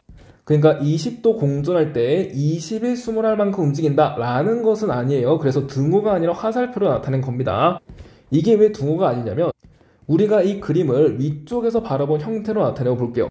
그러면 중심별이 여기에 이렇게 위치해 있겠고 행성은요 여기 이런 식으로 해서 여기에 이렇게 위치하게 되겠죠. 그리고 시선 방향이 이런 식으로 되어 있을 겁니다. 이때 행성의 중심에서 중심별의 중심까지 20도만큼 이동한 거리가 이만큼이라는 거예요. 하지만 우리가 구한 21 스몰 r은 행성의 중심에서 행성의 중심이 여기에 있죠. 자, 여기에서 중심별의 중심까지 이 직선거리를 의미한다라는 겁니다. 여기에 있는 직선거리랑 곡선거리랑 차이가 나겠죠. 그래서 완벽하게 같다라고는 할 수가 없어요.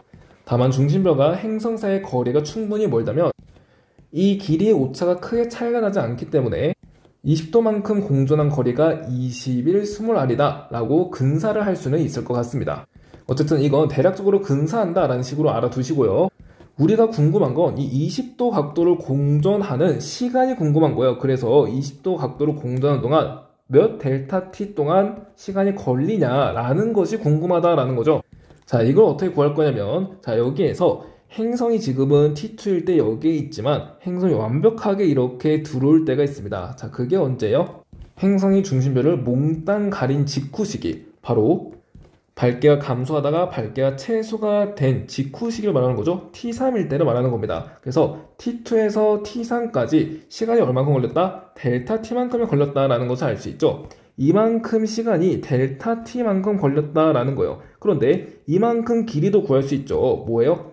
행성의 반지름의 2배가 된다라는 겁니다. 그래서 델타 T를 어떻게 나타낼 수 있냐면 행성의 반지름의 2배, 이 스몰 r로 나타낼 수 있다라는 거예요. 이때 21 스몰 r은 이 스몰 r의 몇 배인데요? 그렇죠. 10.5배가 되죠. 그래서 여기 위에 있는 시간값은 10.5 델타 t가 된다는 것을 우리가 확인할 수 있겠습니다. 그래서 최종적으로 20도 공전하는 동안 10.5 델타의 시간이 걸린다라는 것을 구했네요. 그럼 이걸 바탕으로 나중에 공전 주기를 구하도록 하고 일단은 이 정도로 분석하고 선지를 보도록 하겠습니다. 기억. 중심별의 세속도는 T2가 T4보다 크다. 식현상이 일어날 때 중심비례의 신호도는요 플러스에서 마이너스로 바뀐다라는 거 인지하고 있어야죠. 그럴 수밖에 없는 게 식현상이 일어나기 위해서는 행성이 이런 식으로 관측자의 앞을 공전해야 되고, 그리고 중심별은요 이렇게 행성의 반대편에서 이렇게 공전해야죠. 그래서 여기에서는 중심별이 멀어지니까 신호도가 플러스, 여기에서는 중심별이 가까워지니까 신호도가 마이너스, 플러스에서 마이너스로 바뀐다는 것을 알 수 있겠습니다. 그래서 신호도가 계속해서 감소해요. 따라서 신호도는 T2일 때가 T4일 때보다 크다라는 거 우리가 확인할 수 있죠. 기억 맞는 선지 니은. T2 이후 처음으로 식현상이 끝난 직후의 시간은 T2 플러스 20 델타 T이다. 식현상이 끝난 직후라면 여기에 있던 행성이 여기 이렇게 중심을 바깥으로 나온 직후로 말한다라는 거죠. 그러면 아까 이만큼이 21스모랄이라고 했잖아요. 그런데 이 거리는요 이만큼 거리의 2배 아니에요? 그렇죠. 2배니까 21스모랄의 2배, 즉 10.5 델타 T의 2배 시간이 걸린다라는 겁니다. 10.5의 2배면 21 델타 T 시간이 걸린다라는 거죠. 그래서 식현상이 끝난 직후의 시간은 T2 플러스 21 델타 T 정도가 되어야지 맞겠네요. 이유는 틀린 선지 디귿. 행성의 공전 주기는 360 델타 T이다. 우리가 아까 더 구해놨죠. 20도 공전하는 동안 10.5 델타 T의 시간이 걸린다고요. 자, 그래서 이것을 수식으로 나타내면 20도 공전하는 동안 10.5 델타 T의 시간이 걸립니다. 따라서 360도 공전하는 동안에는 얼마만큼의 시간이 걸릴까? 이만큼 18배를 해줬죠? 그래서 여기도 18배를 해줄게요. 10.5에서 18을 곱하게 되면 189가 됩니다. 그래서 189 델타 T가 바로 뭐가 된다? 공전 주기가 된다는 것을 확인할 수 있겠어요. 이것도 대략적인 값이죠. 어쨌든 공전 주기가 360도 델타 T는 아니라는 거예요. 디귿 틀린 선지 답은 1번으로 처리해주면 되겠어요. 다음 19번 볼게요. 표는 별 가나다의 물리량을 나타내는 것이다. 가나다 중 백색 외성은 2개, 주기 외성은 1개이다 라고 했습니다. 자, 지금 이렇게 물리량을 보면 표면온도, 곱보기 등급, 거리를 줬죠. 등급이랑 거리를 줬다라는 거는 뭘 구하라 라는 거예요? 광도를 구하라 라는 거예요. 왜냐하면 곱보기 밝기가 거리의 제곱분의 광도에 비례하니까 광도는 어떻게 구해요? 그렇죠. 곱보기 밝기 곱하기 거리의 제곱에 비례하는 식으로 구할 수 있기 때문이죠. 이때 곱보기 등급으로 나타나 있으니까 곱보기 밝기로 모두 고쳐봅시다. 곱보기 등급이 가장 큰 아이가 곱보기 밝기가 가장 작으니까 이 나의 곱보기 밝기를 상대값 1이라고 줄게요. 그러면 가는요 5등급 차이가 나니까 밝기 100배 차이 나죠. 곱보기 밝기 100이라고 주고, 다는요 지금 등급이 10등급 차이가 나니까 밝기로는 10,000배 차이가 나죠. 그래서 10,000이라고 주겠습니다. 자, 그래서 광도 구할 수 있어요.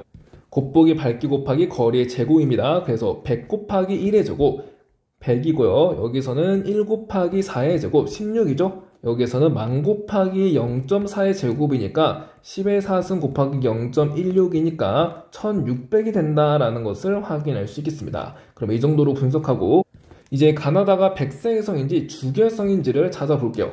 항상 우리가 별의 종류를 파악하기 위해서는 HR도를 그리는 게 베스트입니다. 그래서 HR도를 그리면 자, 이런 식으로 세로축에 광도 주시고요. 가로축에 표면온도를 주도록 할게요. 그리고 표면온도와 광도의 숫자들을 좀 넣을 건데 지금 가나다가 421의 표면온도를 가지죠. 그래서 여기를 4, 여기를 2, 여기를 1이라고 주고요. 광도도 마찬가지로 가나다가 116, 1600의 광도를 가지니까 여기를 1600이라고 주고 여기를 100이라고 주고 여기를 16이라고 주도록 하겠습니다.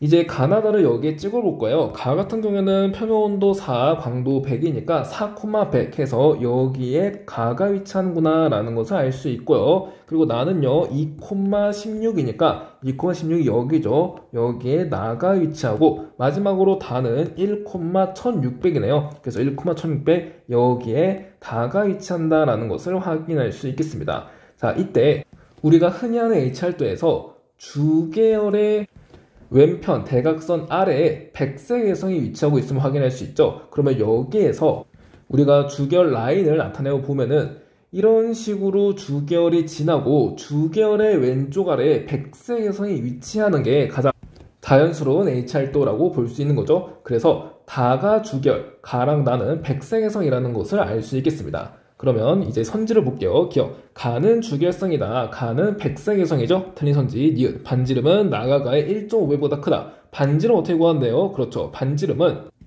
표면온도의 제곱분의 루트 광도에 비례하는 식으로 구할 수 있습니다. 이때 표면온도는 나가 가의 몇 배? 2분의 1배죠. 그래서 2분의 1의 제곱 4분의 1 들어와 주시고요. 광도는요. 나가 가의 0.16이죠. 그래서 루트 0.16배 들어와 주시면 돼요. 그러면 4분의 1분의 0.4, 즉 10분의 4가 되니까 이 값은 10분의 16에서 0. 자, 10분의 16이면 1.6이죠. 그래서 1.6이라는 것을 확인할 수 있겠습니다. 그래서 나가가의 1.5배보다는 크네요. 니은은 맞는 성질, 디귿. 지금 절대 등급의 차이를 이렇게 물어보고 있는데 우리가 광도 다 구했으니까 쫄 필요 없죠.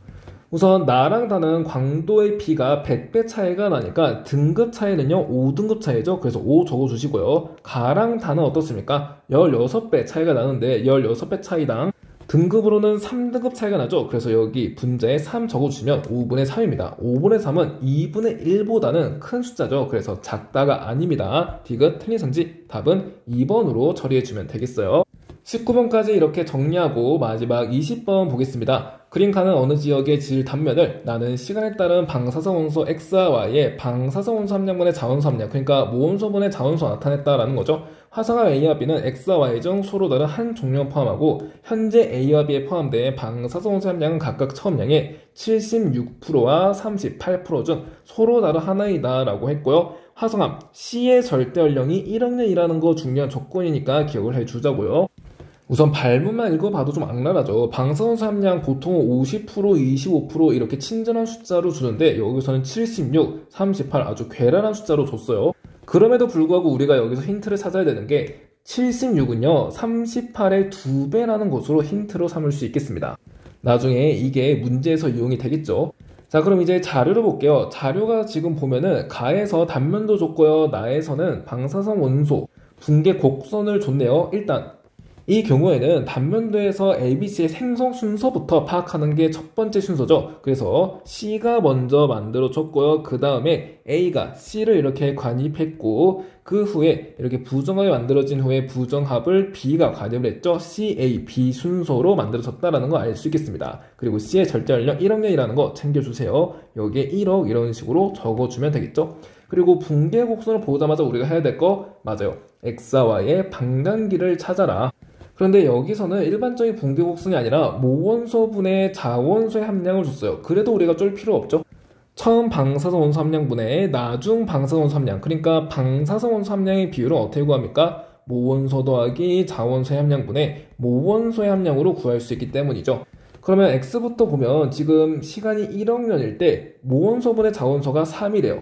그래서 자원소가 4은 모원소 1이니까 방사선소 함량이 어떻게 된다는 거예요? 1 플러스 3분의 1이니까 4분의 1이 된다라는 거죠. 4분의 1배가 된 데까지 걸린 시간 반감기의 2배입니다. 반감기의 2배가 1억년이니까 X의 반감기는 얼마가 된다? 그렇죠. 0.5억년이 된다라는 것을 알 수 있죠. 마찬가지로 Y는요. 지금 1억년일 때 Y의 모원소분의 자원소 값이 1이에요. 그러니까 모원소와 자원소가 같으니까 딱 반감기만큼의 시간이 흐른 거죠. 그래서 Y의 반감기는 얼마다? 그렇죠. 1이라는 거 확인할 수 있겠습니다. 그럼 이제 이들 나온 조건을 이용해서 A와 B에 어떤 방사성 원소가 들어있는지 판단을 해보도록 할게요. 여기서부터는 극강의 경우의 수입니다.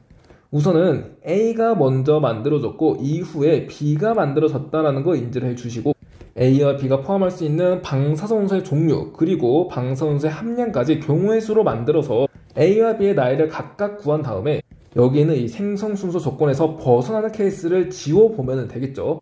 그럼 우선 경우의 수를 쭉 나열하면 A에는 X가 76% 있을 수 있고요. B에 Y가 38% 있을 수 있겠죠. 아니면 A에 X가 38% 있다던가 B에 Y가 76% 있을 수 있겠고요. 아니면 방사선소로 바꿔서 A에 Y가 76%, B에 X가 38%, 그리고 A에 Y가 38%, B에 X가 76% 있을 수 있겠습니다. 각각에 해당하는 나이를 구해볼게요. 일단 X가 76% 있다라는 건데 76%가 되기까지 걸리는 시간 어떻게 구할까요? 이렇게 76처럼 애매한 숫자가 보이면 우리는 방사성 원소 붕괴 곡선의 볼록성을 이용하라 라고 했죠. 그래서 붕괴 곡선을 이렇게 그려줍니다. 붕괴 곡선 이렇게 그린 후에 자 여기에 100% 함량 적어주시고요.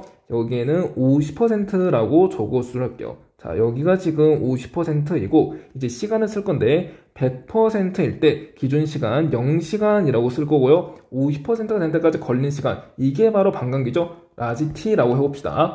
그랬을 때 만약 붕괴 곡선이 곡선이 아니라 이렇게 직선 형태였다면 어떻게 될까요? 100과 50의 중앙값인 75%가 되는데 걸리는 시간이 얼마가 된다라는 거죠? 그렇죠. 0과 반감기의 중앙값 2분의 반감기가 된다라는 것을 알 수 있겠습니다. 하지만 붕괴 곡선은 아래로 볼록한 곡선 형태이기 때문에 실제로 75%가 되는 데까지 걸리는 시간은요, 2분의 반감기보다 더 짧다라는 것을 확인할 수 있겠죠. 하물며 76%면 75보다도 더 위에서 위치하기 때문에 방사성 원소의 함량이 76%가 된 데까지 걸리는 시간 2분의 반감기보다 훨씬 짧다라는 거 확인할 수 있겠습니다. 그래서 X의 반감기가 0.5억년이니까 0.5의 절반보다 짧다라는 거죠. 그래서 0.25억년보다 짧고요. Y가 38% 있을 때는 38이면 25%에서 50% 사이죠. 25%면 반감기의 2배 시간이고요. 50%면 딱 반감기의 시간이죠.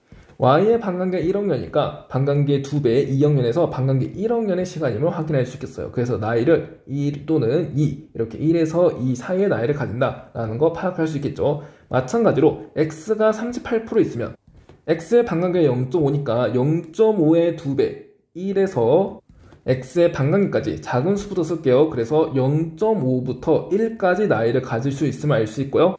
Y가 76%면 Y의 반감기가 1억년이고 2분의 반감기보다 짧아야 되니까 B의 나이가 0.5보다 짧게 나온다는 거 알 수 있겠습니다. 자, 이제 거의 다 했어요. Y가 76, 이제 위에 거 참고했으면 됩니다. 0.25억년보다 나이가 작게 나오고 X가 38, 자, 여기 봐야죠. 0.5에서 1이라는 거 확인할 수 있겠고 Y가 38이면 1에서 2라고 했죠. 그리고 X가 76이면 0.25보다 짧다라고 했습니다. 자, 그럼 여기서 A가 먼저 만들어졌기 때문에 A의 나이가 더 많아야 돼요. 하지만 첫 번째 케이스랑 세 번째 케이스는 어떻습니까? A의 나이가 더 적어요. 그래서 첫 번째와 세 번째 케이스는 아니구나 라는 거 확인할 수 있겠고 두 번째와 네 번째 중 하나인데 이건 어떻게 판별할 거냐? C를 이용합니다. C의 나이가 1억년이고요. A의 나이는요, 1억년보다 작다라는 것을 확인할 수 있겠죠. 하지만 네 번째 케이스는요, A의 나이가 1억년에서 2억년까지 1억년보다 많다라는 걸 알 수 있어요.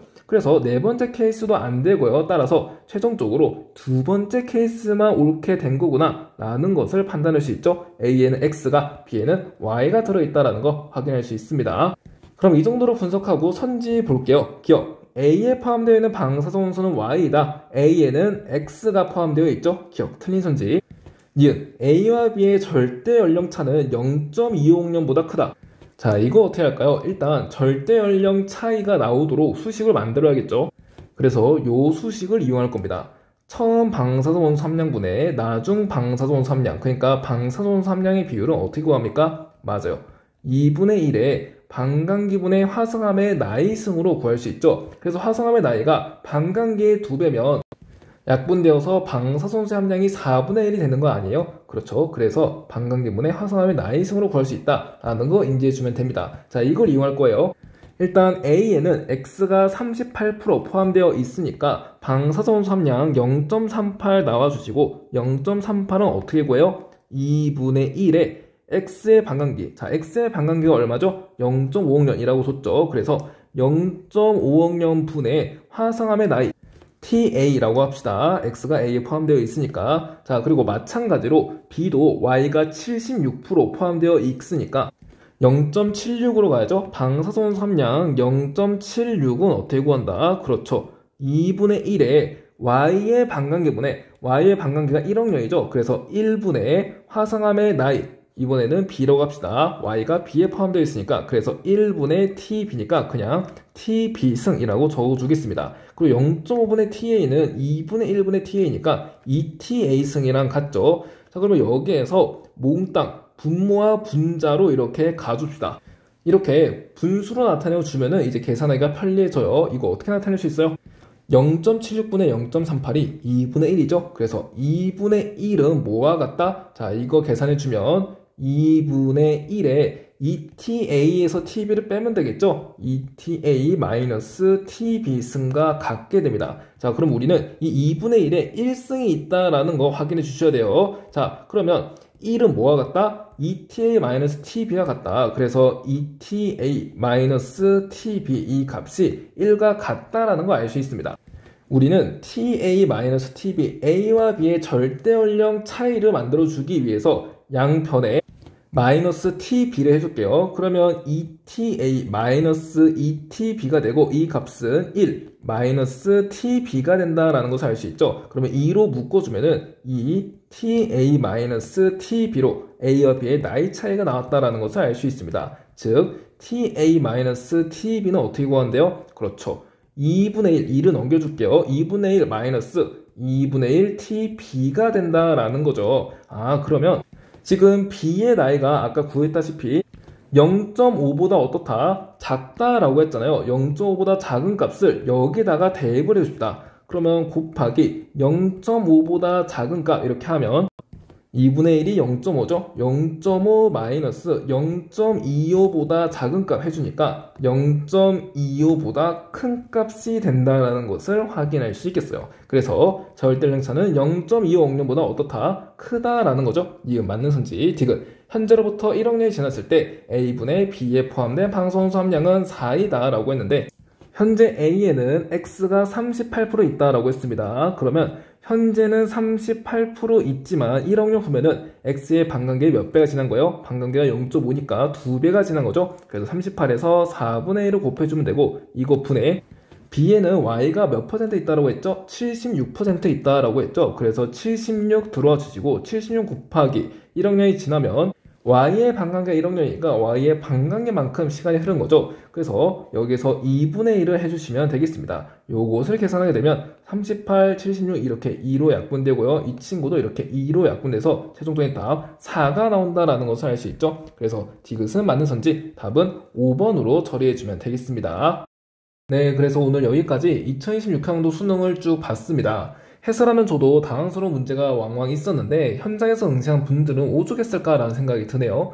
다시 한번 오늘 수능 잘 마무리하신 분들께 고생했다는 박수를 보내고요. 올해 수능 필정 확인란이 초록 물결이 톡톡 튀는 젊음처럼 이더라고요. 그만큼 여러분들은 무엇이나 할 수 있는 파릇파릇한 존재이기 때문에 오늘의 성적이 아쉽더라도 수능을 나의 인생 전체에 투영하지 않으셨으면 좋겠고 저도 톡톡 튀는 여러분들의 젊음을 응원하겠습니다. 끝으로 안내 말씀드리면 2015 개정 교육과정이 끝날 때까지 그러니까 내년까지 지구과학 모의고사 수능 해설 영상은 계속해서 업로드할 예정이고요. 2022 개정 교육과정을 대비해서 다음 주부터는 통합과 개념 영상도 업로드될 예정이니까 많은 시청 부탁드리겠습니다. 그러면 오늘 긴 하루 정말 고생 많으셨습니다.